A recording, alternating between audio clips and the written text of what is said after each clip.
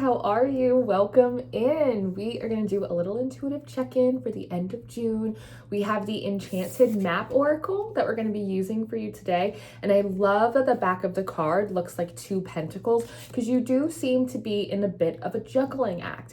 And the fact that we've chosen a map deck is no surprise because you definitely feel like you are in some kind of uncharted territory trying to make your way to some metaphorical promised land, or at the very least to the other side of a bit of confusion. When I did your shufflemancy, which is a form of music divination, and I'll drop the song in the description box in case you want to put it on a playlist and vibe to it for yourself, you got The Englishman in New York by Sting. And just his name, Sting, you might feel right now like you are on the more stingy, more tricky, more sour side of life right now, not quite as sweet as you would prefer. And in that song, he goes, "Whoa, I'm an alien. I'm a legal alien, I'm an Englishman in New York," which I think really speaks to the fact that one, like you are where you are supposed to be. You have the authority to be doing what you're doing, even if it's ruffling some feathers, because I do see a couple feathers a little bit ruffled, that you are introducing yourself into an environment, that you're doing something kind of like the powers that be, or people that have already actively been kind of climbing the ladder in a certain place or in a certain thing, don't necessarily love that you're kind of like this Miley Cyrus wrecking ball, just like new kid on the block coming in. But that's not necessarily for you to worry about. That's their problem, not your problem. But you definitely have the authority to be where you are. But like you might feel very foreign in this environment. You might feel strange, like you don't quite have your sea legs, and you quite literally are like kind of a bit of an alien in a place that doesn't seem natural to you, even if you are absolutely supposed to be there.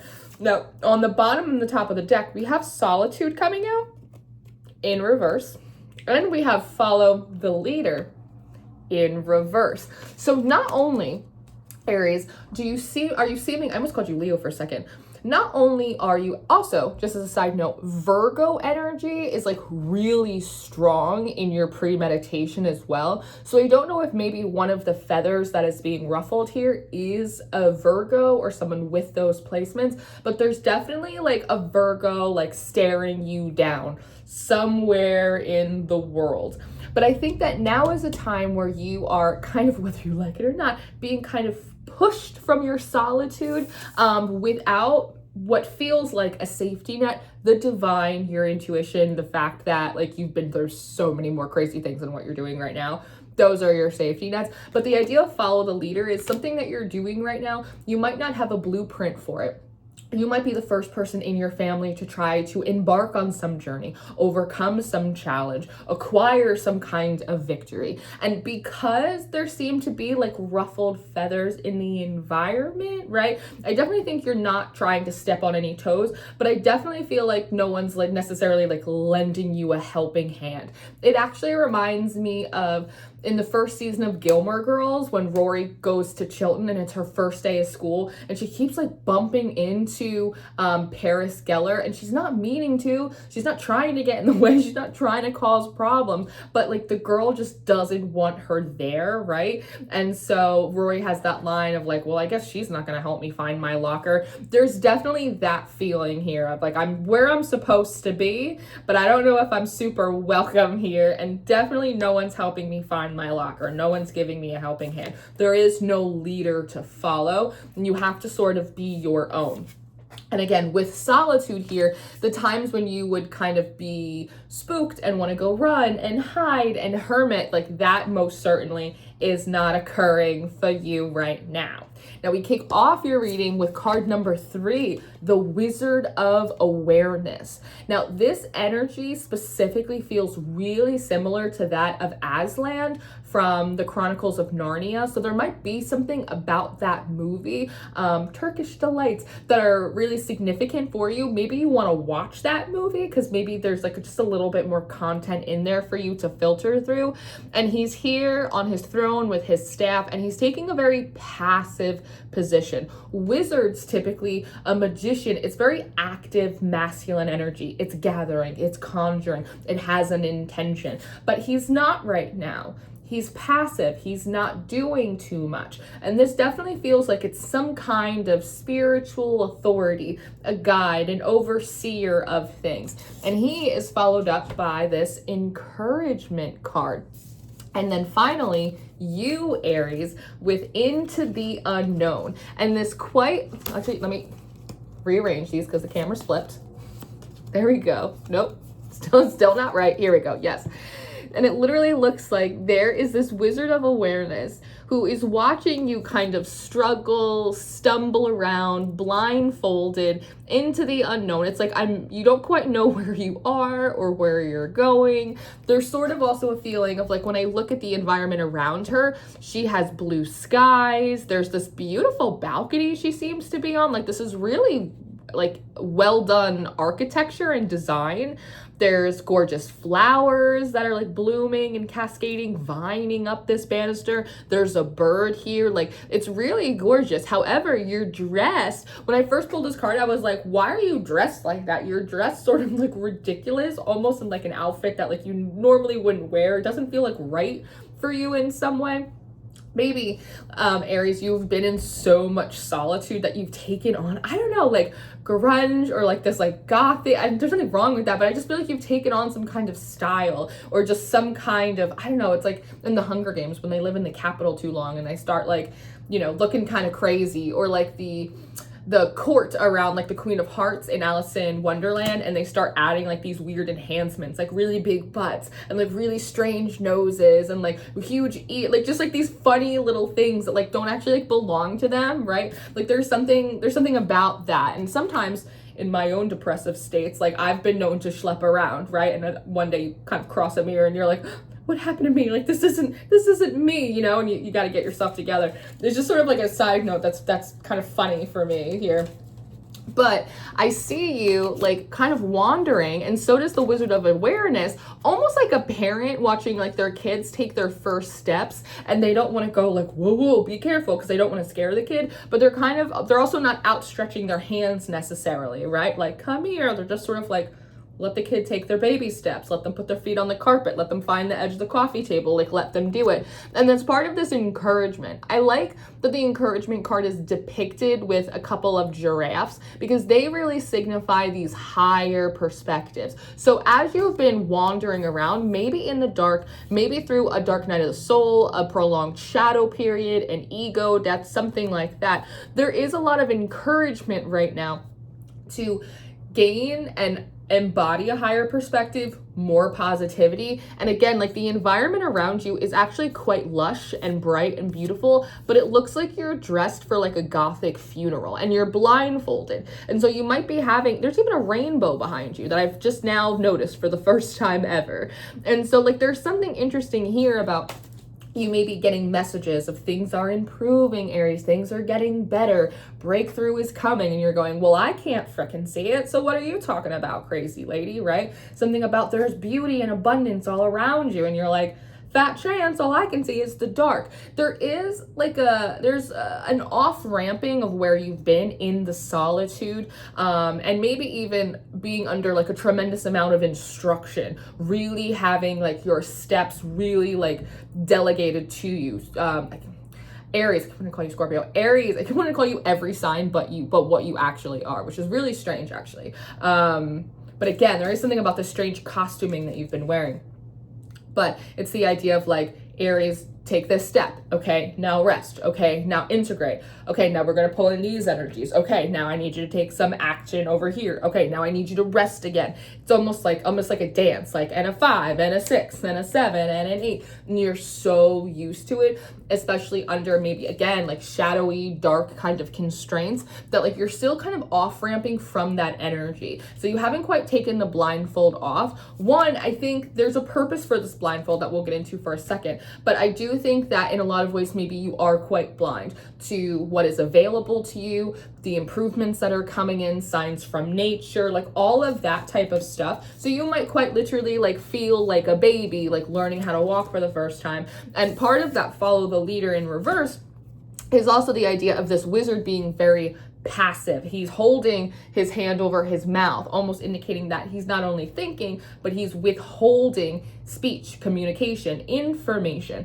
So you might be in this threshold right now where, again, you feel kind of alien and foreign in the environment that you're in or what you're trying to do, even if you know it is where you're supposed to be, it is what you're supposed to be doing. And of course, without fail, like a divine comedy, this is the moment when your spirit guides and God and the Holy Spirit, everyone just wants to like drop off. Everyone just wants to put their phones on like DND. And like that is so frustrating for so many of us when all of a sudden it's like, I can't hear my guides. I feel like there's nothing coming in, like nothing's pinging me. What am I supposed to do? Like just keep feeling around like a baby in the dark, right? And it can be very frustrating. But underneath that, you have the spirit of a place, card number 4. And I think the other reason, Aries, that you have this blindfold on is because it's too easy to become the overly analytical observer. And this is something that, like, as a very airy person, I have to keep track of with myself as well, because I'll see something and I'll immediately start analyzing it, figuring out, trying to quantify it before I've felt it, before I've sat with it, before I let it explain itself to me, right?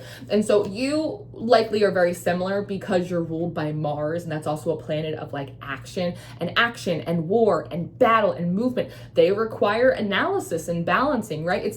It's an active element, and so you're an active thinker. And so I think that actually denying you a certain amount of sensory input, denying you a certain amount of intuition and guidance coming in, it forces your attention back into the body. How do these things feel? What is the temperature of the breeze? I'm not getting any downloads, but I did see 3 birds today. So let me Google the symbolic meaning of those birds, I guess. And it's kind of forcing you again back into the body, back into your practice, right? Back into the emotion and truly like the spirit of a place, because you can look around at an environment and you can think and quantify and think, but sometimes when we feel into it, it's very much of like a book by its cover. We feel into it and it feels different than it looks, right? Sometimes all that glitters is not gold, and things that look a little rough around the edges sometimes have a tremendous amount of virtue. Sometimes it's vice versa. Sometimes it's either or neither altogether. And it really is kind of like a case by case thing. And if you are similar to being a foreigner in the middle of New York, right?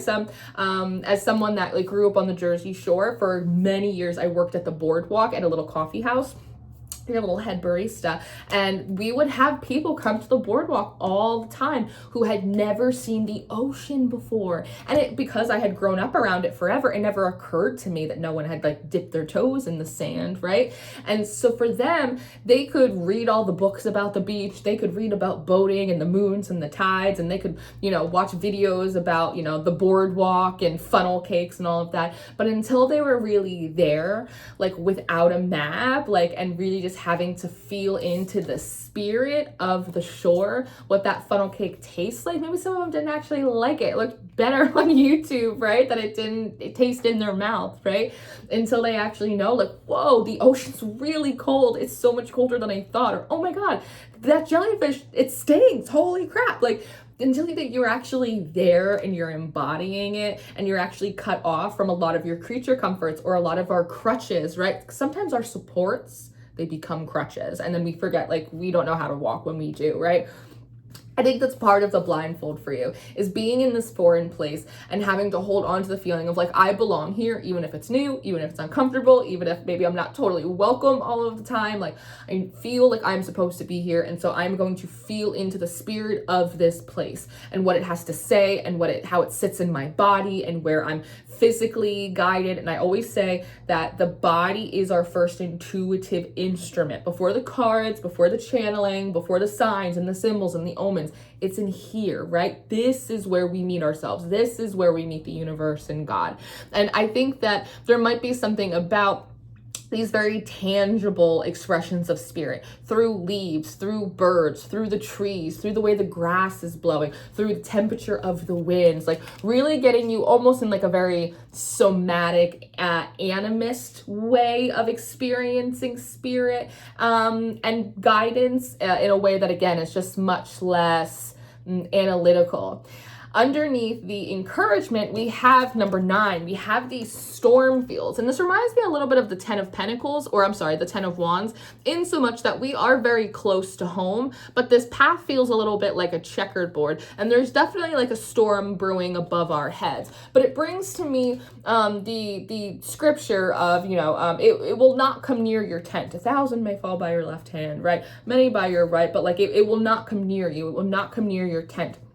And so there's also something about practicing a lot of active faith right now as you're moving through the unknown, as you're trying to acclimate to a different chapter. And even as you're still digesting and processing whatever was tremendously difficult that you've already been through. And the deep freeze, this frozen statuesque lion, again, falls right underneath this Absalon, which is so interesting to me. Also, the number 26 is also interesting to me. It breaks down to 8. So again, as a wizard, he's about like the rotating of energy and life and destruction and creation. That's part of what he's here to do and to help you with. But being frozen here, right? He's not communicating. He's not saying anything. He's acting as more of a figurehead, or maybe even like a silent protector in the background. So while maybe not everyone is showing you to your locker, being super receptive, I don't know if there's a lot of people actively bothering you, because there is a sense that like you are moving with some kind of chaperone. You are moving with some kind of guide, a protector, even if you aren't like necessarily feeling that, because they are very silent, right? Again, there's something about Aslan and the Lion, the Witch, and the Wardrobe, the Chronicles of Narnia, that's like really significant here. 26, sometimes spirit will talk to me in like quarters, like yearly quarters of a football game. 25 would be like the first quarter, but then that 26 is like one tick past it. So I feel like you might be like in the very beginning of like the second quarter of whatever like game play phase you're on right now. Again, like a new chapter, you just kind of clicked in. But behind him, you have 21, Blackjack, the World card, Field of Dreams. Behind him, he has this tri-scale right here, which is a symbol of life, death, rebirth, regeneration. It's also, it's very common in like Celtic ancestry. And here in this Field of Dreams, we're seeing a lot of fairies. So there might be something about, and to be clear, there are fairies in every culture, but because of like because of Narnia, because of this tri-scale here, I'm wondering if there's something about like Celtic, Welsh, Scottish, English ancestry that's really coming forward right now. And I love that they seem to be like sitting on top of these little eggs, like waiting for you. So like behind this very stoic spiritual force, behind this frozen lion, hides like a world of dreams, hides like a whole realm of magic, and like also like a lot of, it feels like these eggs are like, they're blessings. They represent something beautiful for you to like crack open and enjoy. Cadbury eggs, crack open and enjoy. They're also showing me Ferrero shares. Over time, as you move into this new chapter, like one by one by one, they also feel a little bit like dragon eggs in the House of the Dragon, like in Game of Thrones, how like certain, like an egg, a dragon egg is given to a Targaryen baby, and it hatches and is forged at the same time the baby hatches and the baby is forged, and like they're bonded all together. So there's also something here about like, I don't know if they're new necessarily, maybe more new to you, but new spiritual assisters, guides coming in that are like being hatched and forged and like raised up alongside of you, just kind of tucked behind the veil. Again, you're blindfolded so you can't see them. And if this is something specific like to the Fae or the small folk, aligning yourself very deeply and intimately with the spirit of nature, with the spirit of a place, is absolutely crucial in being able to pick up their energy, because they're not going to send you they're not going to send you tarot cards from heaven. They're going to send you flowers. They're going to send you morning dew. They're going to send you blossoms. They're going to send you mushrooms, right? And if you're overlooking the bounty of nature, right, you will not be able to pick up on their presence or on their blessings. Now, you have rescue coming out underneath this encouragement card and underneath these storm fields. And again, you may be in a period where like you would like, maybe you don't need, but you would like a little bit of rescuing. You would like a little hand up over here. But what I love is one, everything seems to be like thawing out in a really beautiful way. Like this, it's right next to this deep freeze that's thawing out underneath the storm fields. And now the clouds have, you know, shifted and the skies are blue once more. There is also maybe something about hot air balloons and this large, what is that, like a periscope here as well. There's also something about this here, the tower card. I think maybe it was in Virgo's reading. There's something about us being encouraged to reinterpret the Tower card more so as a vantage point than crumbling foundations. There's like an added perspective that wants to come through on that. But all of this waterfall energy, this is a flow of emotion. This is you unthawing. And I feel like this is you here, like kind of coming out like the other side of whatever, like this strange checkered board path that like you've been on. It's kind of like, I know this sounds like so funny, but in that movie, The Town, with Ben Affleck, they like kidnap essentially the girl and they blindfold her after they rob the bank. And eventually they let her out like right by the beach. And they told her to keep her eyes closed, keep walking, and then you can take your blindfold off when like your feet hit the water. And so there's something about like your feet finally starting to hit the water and you get to take your blindfold off. And you realize that you actually didn't need rescuing, that you had the ability to like, one, sort of rescue yourself simply by trusting the process enough to make it to like the breakthrough. And you didn't need a savior. You didn't need Aslan to run in and throw you on his back. That like there was presence, there was protection, there was magic, there was your own intelligence. Like it was all here all along, that you didn't need like Tarzan coming in. You just needed to like put one foot in front of the other. And then we end with this education card, which I think is really gorgeous, coming after you bond with the spirit of this place, because here you are sitting near the water. You have one of these fae with you. You've opened up this book. So it's like you've learned something through here. And this 35 breaks down to what? 6, 7, another 8. The same thing as this Aslan character. That now you too are in divine wisdom and understanding. You've come into divine flow. You can also sit down a little bit and your outfit has changed. It's not so strange and costumey, right? Maybe it's still a little dark. Like maybe you're still working through stuff. Maybe black is your color. But I love that like your feet have touched the water. You've made it to the other side. You're understanding the wisdom of bonding with the spirit of a place, of an activity, of a purpose, more than worrying about the external support that may or may not be there. There's something about this kind of connection between you and sort of these magical creatures. And also I feel like this is like a new animal ally. This pelican, this osprey, this whatever kind of bird this is right now. I can't think of the name of it. I might have already said it properly. But here you are kind of like on the rocks and it's really gorgeous. It's feeling like I can relax. I have settled into this place now. There's still more to do. There's still more to learn, but I've gained the wisdom that I needed in order to take the right steps, because underneath that at the bottom of the deck, we have the compass. Now I have the wisdom and the education. Now I have some ground underneath my feet. Now my allies have returned to me. Now I'm back in spiritual communication. Now I know what to do, not just because it's what I've been told, because it's what I also feel.